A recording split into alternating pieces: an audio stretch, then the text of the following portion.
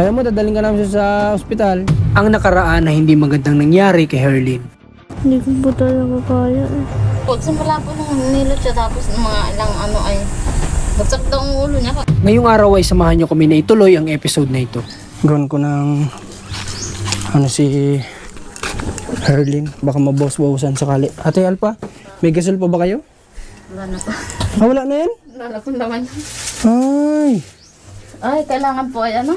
oo. Iihawin ko sana ito. Paano bang ako na lang po mamaya? Sige.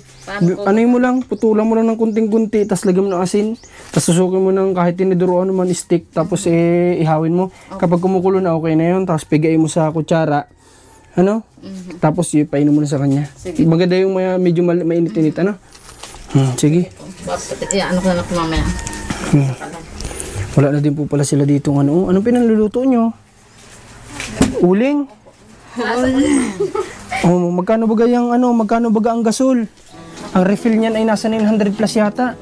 Mahal po na dyan. Nasa 1,000 po yata. 1,000? Nasa 1,000 na pala ang pagpaparefill dito. Okay, sige. At halika Ate Alpa. Okay. Ano pa ba ang kulang bukod sa gasol? Yun lang. Electric fan, gasol. Sorry. Malaglag. Anda? Ano ba? May sinasabi si... Ano yan, Herlyn? Ha? Ano yun? Ano sabi mo? Ay, tawid daw po pa. Tawel? Tawid yung pakirap daw. Ano yun? Yung nga pala. Pumunta natin. Ano yun? Yung towel na... Yung mga towel ng pang ano nga sa init hat, pang hat, Towel na. Yung sa paghilot? Ay, oo nga pala. Gusto mo may towel ako dyan, bigay ko na lang sa iyo. Ha? Kaso nga lang yun, panghilod ko yun. Oo pala nga. Sa iyo na lang. Ate Herlyn. Ha? Sa iyo na lang yung panghilod ko.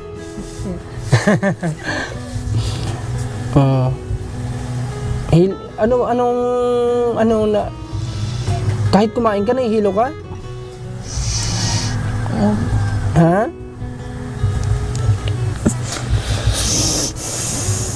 May sipon ka, wala?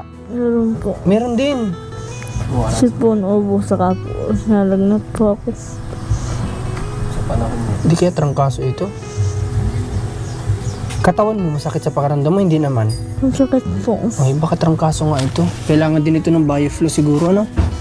Sige, at uy! Buti, nahawakan ko. Muntik pa. Dapat pala ito may tali. Baka mahulugan si Ate Herlyn. Okay. Talpali ka? May bibigay ako sa inyo. Magbili po kayo ng Magbili kayo ng gasol. Kasi mahirap po ang laging uling din, Mabuti may uling kayo nakukunan. Yung tira pa po nung, di ba po binigay nyo na yan, may tira pa po naman diyang uling, yan po yung ginamit namin. Okay. May bibigay ako sa inyo, Ang bili kayo ng gasol, tapos bilang mo din sila ng ulam. Ha? Ay, ulam ng gamot pala. Ay. Bakit? Saan ko kaya ipapalit yan? Ano ba kaya? Kay Ninang po na nagbigay sa akin ito nung pag-uwi. Ano kayang klaseng pera yan? Tanggapin niya. Ng mga beneficiary po yung binibigay ninyo. Ewan ko po bakit inaayawan nila ito. Ano kayang pera yun naman yan? Ha? Pera ng yan? Hawakan mo daw Ate Alpa. Hawakan mo. Pabili mo ng gasol, ha? Opo. Tapos magbili ka ng ng gamot. Sobra-sobra na po ito. Okay lang yan. Sige. Ito na lang po. Sige na, tanggapin mo. At para may pang kayo. Sobra-sobra na. At ilang araw din kaming hindi makakapunta. Ha? Ano ba yan? Sige na. Sige dyan mo. At magbili kayo ng gasol unang-una para may pangluto kayo, hindi kayo hassle ha. Kasi kaya nga namin binili yung gasol sa inyo para makabawas din sa trabaho mo at Alpa ha. Kasi alam ko din ang uli, magpaparikit ka pa niyan, pay ka pa niyan. Kaya tanong ko nga kanina, Jojo, nagsaing ka. sabi niya nga, niluloko ako, hindi pa. Sabi ko, sa rice cooker ka na magsaing. Oo, sa rice cooker na lang. Abot ng madali-dali. Hirap ha. Pero pagdating ko, maluto na akong ulam. Okay, si mister mo pala, asan ngayon? Nag-ano po, naninimot. Naninimot ng niyog? Opo. Ng niyog? O anong kaninong niyogan yun? Yung ano po, doon po sa may kalapit ng pinagkawitan niya. Nagsabi na po yun. Ibig sabihin, anong ibibenta yun, yung niyog? Akala ko may nagpapakupra. Minsan po sila ninong, doon siya nagsimot. Tapos ngayon nagbalik po ulit siya doon. Okay, so ibig sabihin yung kukunin niya na inibibenta yun. Opo, buo po dyan. Sige. Malapit lang. Ayos at ganyan talaga, diskarte lang talaga sa buhay. Opo. Ano? Mahirap po. Mahirap ang buhay, pero yun nga, kailangan nating lumaban sa hirap ng buhay, di ba? Opo. Kasi kami din, marami din kami mga sariling problema, pero Kaya ayun, ang inaano na lang namin solusyon, di ba? Kasi pag isip-isipin mo yung problema, sasakit ulo mo talaga dyan. Kaya nga po. Kaya kailangan isipin mo na lang. Po yun. Oo. Saka pray na lang. Pray na lang. Lagi natin ipagpasa Diyos lahat ng bagay, no? Kasi siya lang naman yung ano natin ay yung provider natin, di ba? Opo. Sa kanya Siya nang po gagaling talaga. lahat. Siya yung source ng lahat. Kung ito yung will sa atin ni God, ibibigay niya yun, di ba? Opo. Pero kung hindi man, ikaw ba, Ate Alpa, may time na may mga time na nagtatampo ka din kay God, ganun? Hindi naman po. Wala naman. Wala naman po akong tampo sa kanya. Sa likod ng mga nangyayari sa inyo, sa buhay ninyo, Ang ano ko lang po, pagsubok lang po to. Kaya po ito binigay sa amin. Kaya po namin itong harapin. tama Hindi yan. naman niya po ito bibigay kung hindi naman po namin kaya. Pero lang pasalamat po na hanggang ngayon naman po nakakaraos-raos naman po. Sa tulong niyo din po. Una po kay God, tapos po sa tulong niyo po. Tama yun. Kaya sobrang saya, sobrang napakasaya po namin sa magkakapatid. Wag magtatampo kay God, no? Kung may mga pagsubok, ano? Opo. Kasi ano lang naman yan ay, kumbaga, sabi nga, kung halimbawa, meron kang hiniling, tapos magtatampo ka kasi hindi na nangyari o hindi na ibigay, ibig sabihin lang nun, hindi yun yung gusto sa atin ni God. May mas better pa na gusto Opo, sa atin. siguro. Ano? Opo. Siguro po ay may purpose. May purpose yun. Opo, Ayaw niya para sa iyo yun. Ano? Okay, o sige. At sa ngayon, mga kababayan, ay talagang ito lang yung mission namin. Yung pumunta dito sa umuwi. Kahit na dapat ngayong mga oras ito ay baka nasa norte na kami. Pero sabi ko nga kay Commander, baka pwedeng extend kahit na 2 araw. Kailangan ko lang umuwi sa Bicol para kamustahin si Jojo Herlin. Tsaka po makita kung tapos na yung bahay. At maasikaso pa yung mga ibang bagay. Okay, kagaya na lang nung sa salamin nito. Inano pala ito, kumbaga, yung kay Commander ay for ribbon cutting na kasi yun. Nakiusap na baka pwedeng unahin yung salamin nila Buboy. Kasi ano sila ay kumbaga kulang sila sa manggagawa ngayon. Kaya sabi namin, sige, i-stop muna yun dito at tapusin yung kinabuboy. Opo. Ano? Pero yun naman ay baka sa isang araw sa ano, di ba sabi pupunta doon ikakabit na lang ano. O baka mali natin bukas yung isang araw tapos na. Opo. Sunod na yun dito. Ano? Opo. Okay. So yun, kinausap kasi namin yung gumagawa ng salamin kanina. Kung ano na yung nangyari. At yun nga ang naging decision pala na inuna muna yung kinabuboy para ma-ribbon cutting na po yung pagbalik namin dito. Ano? Oh, Joy, gagatas ka na. Gutom ka na yata. O mag-ano na kayo, bibili ng gasol. Ha? Ipa-deliver niyo mo dito, Ate Alpa, huwag ikaw magbuhat, ha? Sabi mo, pa-deliver dito sa inyo. Sige, punta na ikaw dun at para makapagsaing kayo. Bantayan ko muna itong mga bata. Sige. May sinaing naman na po. May sinaing na. Para makapag, grabe sa Ate Gigi, ang higop. Baka naman pati yung basi mahigop. Abay, dahan-dahan. Ha? Galing ni Joy. Siya po ang nagtimpla niya ng iniinom niya. Ikaw ang nagtitimpla talaga ng inumin mo? Ha? Galing naman. Siya ang nagtimpla niya. Nakita ko kanina habang kausap po si Ate Alpa. Nagtitimpla siya, nilalagyan niya ng kape. Kasi lagyan niya ng gatas. Kaso natatapon. Dito ka sa upuan kasi. Halika dun. Ako na madala niyan. Dun ka. Sige, lakad. Lakad, sige. Sige, upo. Upo. Diyan ka mag-inom para makontrol mo. Ano? Nakatayo ka kasi ay. Hindi na yun matatapon kasi nakakaupo ka na. Makontrol mo na. Happy ka naman natin, Joy Joy? Punas ang pawis, aba. Okay. Punas ang pawis. Happy ka naman? Masaya ka ba, Ate Joy Joy, pag napunta kami dito? Masaya? Baka ayaw mo na sa amin. Hindi. Ha? Hindi. Hindi naman. Hindi naman. Okay, sasabihin mo sa amin pag ayaw mo na sa amin, ha? Pag ayaw mo na sa pagmumukha namin, ha? Oo. Ibig sabihin talagang dadating yung time na ayaw na sa atin ni Jojo. Oo daw. Ay, hindi. Okay. Sige, Ate Jojo, nagpunta lang kami dito para dalhin yung mga konting blessing sa inyo, ha? Salamat. Okay, tayo nga, sabi ko kay Jojo, siya po yung mag-alalay muna kay ate niya. Kasi nga si ate niya, matanda na po kasi.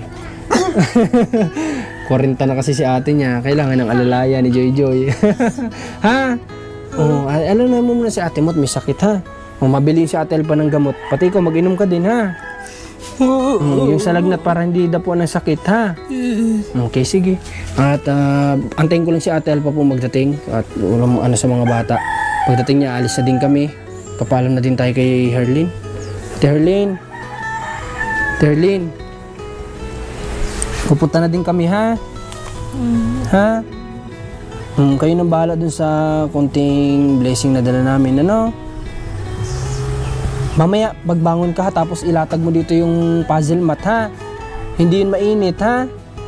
Opo, salamat po ng marami. Walang anuman. Basta, huwag gihiga dito sa ganto na banig. Malamig pa din kasi yan. Mabuti kung may karton sa ilalim, ha?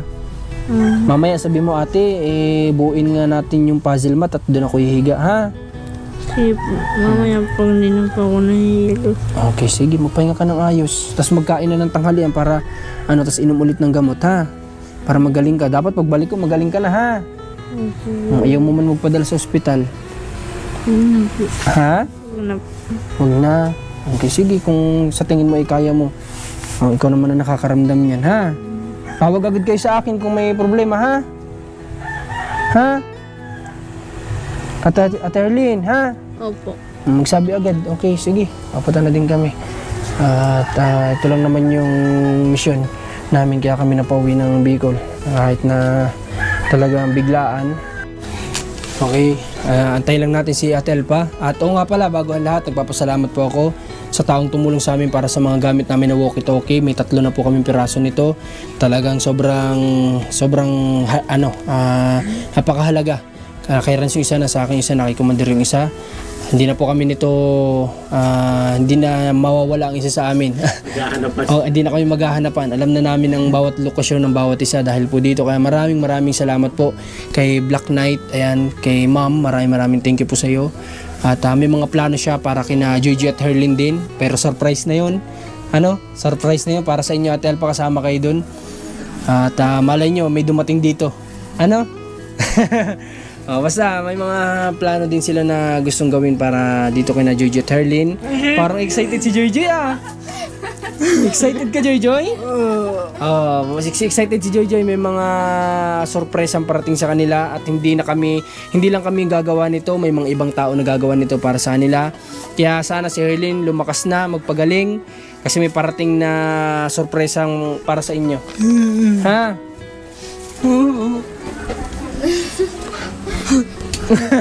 Saan mo ba, ikaw tatanungin ko, Ate Jojo, saan mo ba gustong pumunta? Ha? Saan mo gustong pumunta? Saan mo gustong maligo? Swimming pool, ilog, dagat? Saan mo mas gusto? Ilog? Hindi. Swimming pool? Oo. Swimming pool. Basta may 4. Basta may 4, okay si Jojoy kahit saan. Di ba, Jojoy? Hindi. Okay, so Ate Elpa, nasa na yung gasol? Ano nga po, pag hindi mamaya pa pagdating ng Mr. Kat, wala daw po magdadala. Di kami. Sige. Kung walang magdadala para makapagluto kayo ng pagkain. Hindi kayo makakaluto kung walang gasol. Yung babae lang pong nandun. Ang babae, sige, si Ransa lang. Asawa niya. Ako din naman nagbuhat ng dati. Antay. O, si Rans na po ang kukuha. Yan, bubuhatin ni Rans yung gasol papunta dito at para maikabit natin. At for sure, hindi yan sa atel pa marunong magkabit. Marunong ka ba magkabit? Hindi nga po. Hindi po ako marunong magkabit niyan. Pag hindi po yung mister ko.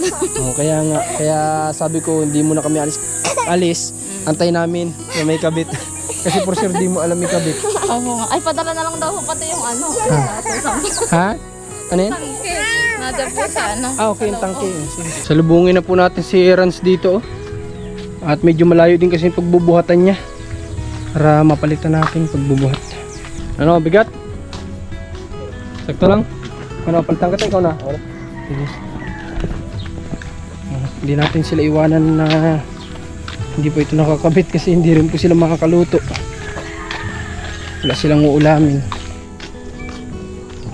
Kaya tayo na natin na may kabit ito para bago kami umalis okay sila.